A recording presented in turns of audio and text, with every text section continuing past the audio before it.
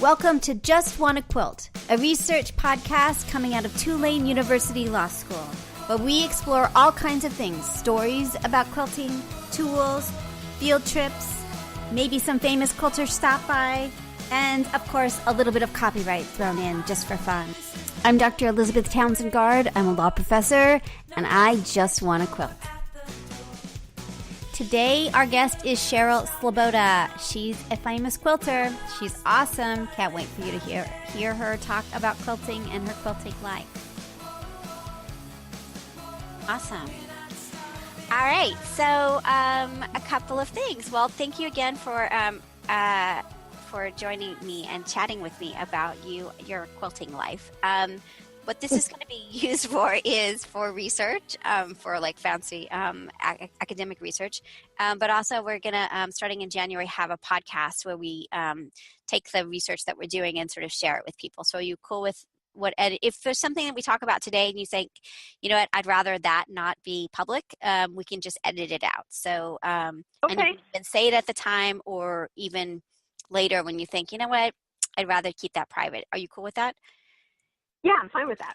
Awesome. All right. So when we start out, what we usually start out with, the first question is, what I thought we would do is talk about today is sort of your sort of experiences of quilting and why you quilt, then sort of who you've become as an influencer, and then how you take that and teach others how to, all the social media stuff I saw you do, and then your companies. So, and the cosplay stuff. We're doing, so we're doing the Just Wanna Quilt project. We do other ones, video game project. We have ridiculous amount of stuff going on here. But one of the things students are really into is doing a cosplay, looking at cosplay and intellectual property in the spring.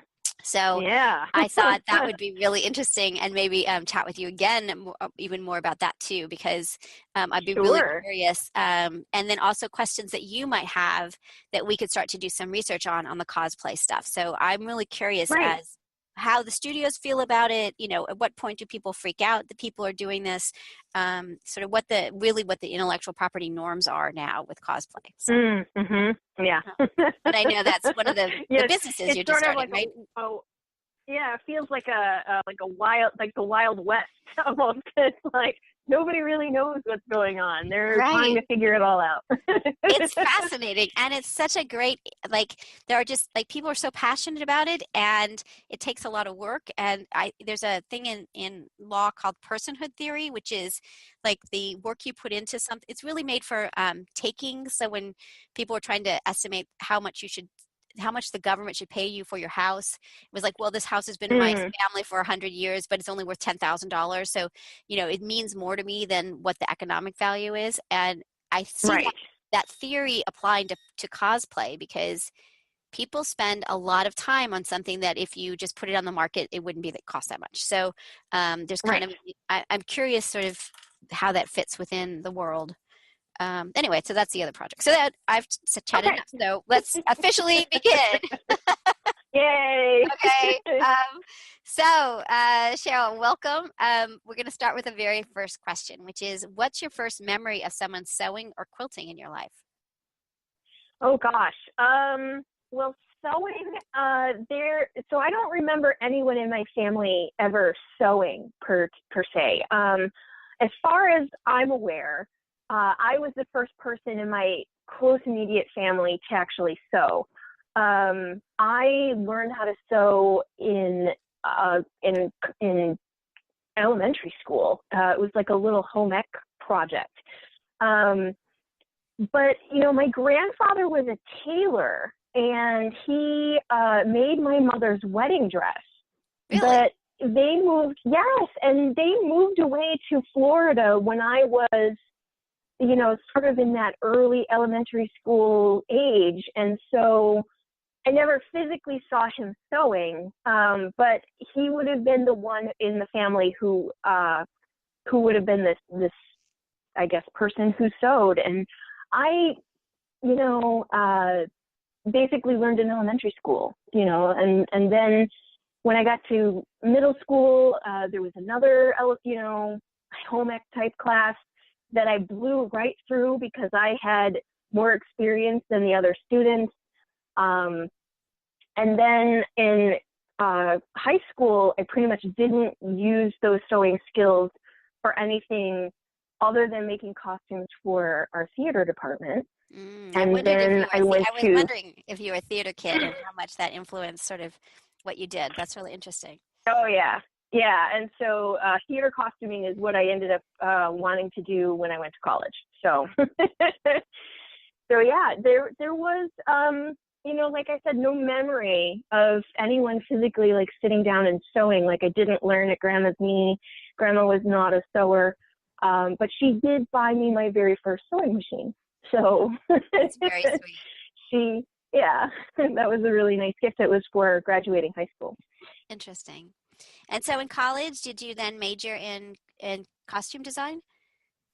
I majored in theater, and then because we didn't have a department in the theater company, or at least in our school. I went to a local community college.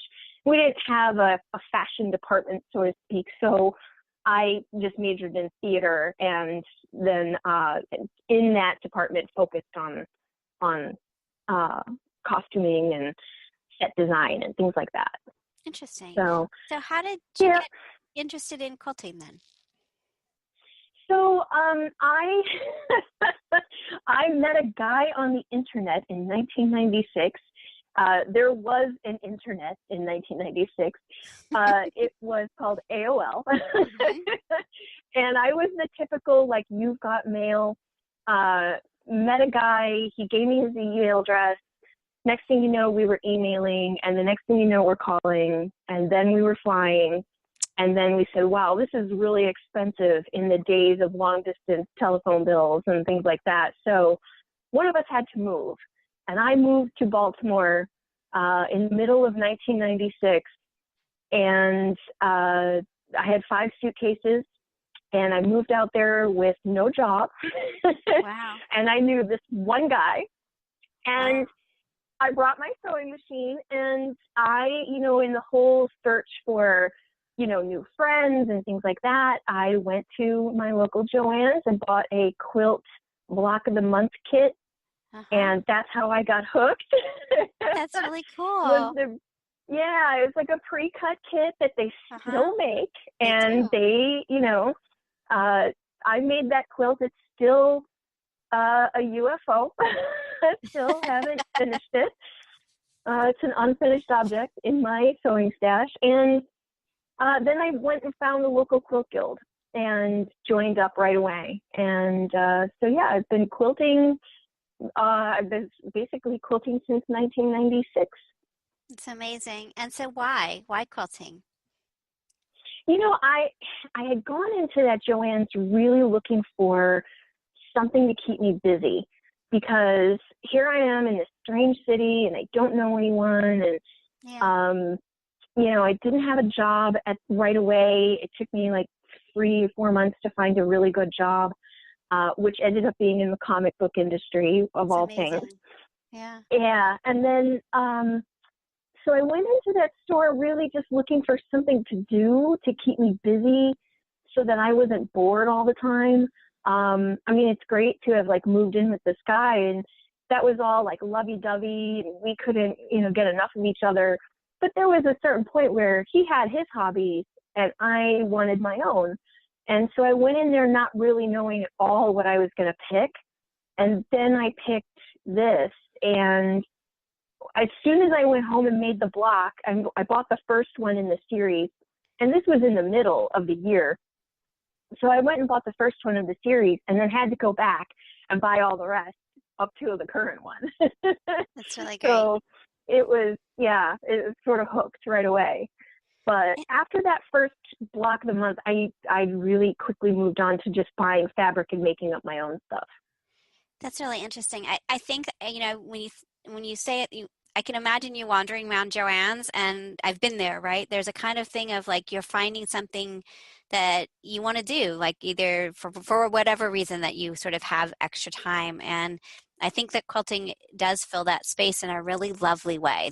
That could be why there's something about it that's very inviting. And and kind. I don't know why. Maybe it's the fabric. I Yeah. don't know. Well, and what was really interesting was my in-laws were the craftiest of women. My mother-in-law and my grandmother-in-law were thrilled when I picked quilting, Interesting. because they were like the master crafters. Their whole family could cane a chair and can a vegetable and do all of these like super lost crafts. And I was their willing student. That's So really interesting. they were so welcoming to me, and I really embraced it. And then what they taught me in upstate New York, where they're from, near the Rochester area, is that they would tie their quilts. They wouldn't actually like hand quilt them or anything. So they encouraged me to bring tops up to Rochester, and we would tie them as a family. Oh, And that was awesome. That really like brought me into the family in a way that really no in-law could really do. yeah. And I just felt like that was a really important part of our marriage. So, That's really it cool. was yeah, and I loved those women.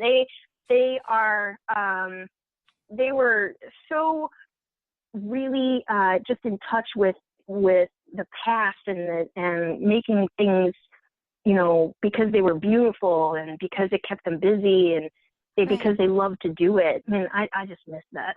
Yeah. Do you think that that quilting industry has changed that? I always hear of this change of 76 changed things and now it's sort of super commercialized. And I see some of, I think the old, I think those worlds coexist, but I'm curious what your thoughts are about sort of them versus what you see at the quilt shows and quilt festival and that.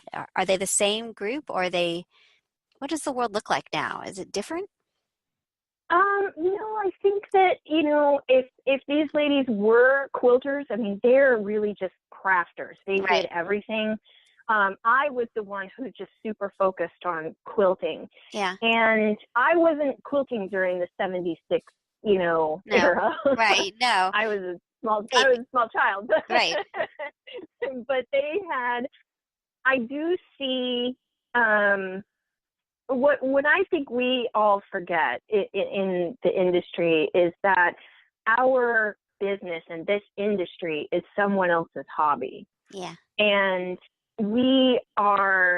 can make it very commercial and slick and entrepreneurial and all of that. But what it really comes down to is that is someone's hobby. What we're doing is providing this entertainment for someone, and if we don't keep that in our minds as we're crafting whatever it is that we're putting together for our customer, then we have to make sure that that's somewhere in our mindset, because it can get very commercial and cold and detached. And I don't think that that's what quilters are there for. No. They're there to make something because they want to use their sewing skills, because they love to make things for other people, because they're very philanthropic. I mean, charity quilts and quilts for hospitals and babies, those are huge, important things in this industry. So, to the average quilter, I don't know if they I don't know if they see some of the commercialism as much as those of us in the industry see it, but yeah, I think that we do sometimes forget that, they're out there just making stuff because they want to make pretty things. Yeah, So, it's really true. Well, I mean, that's kind of what this project is about is um, real stories about people trying to understand how they fit into an industry, and then on my side of it, trying to understand how the law fits within the industry and the people and sort of all mm, of this stuff. So yeah, I think that that heart of that sort of remembering that it's the love of quilting that sort of brings everybody together, and that's really important to keep remembering. yeah. So, how did you go from moving to Baltimore, hobbyist, to who you are today? Well, like many other people, I've started a blog. Yeah, when did you start your And blog? When, because oh gosh, yeah.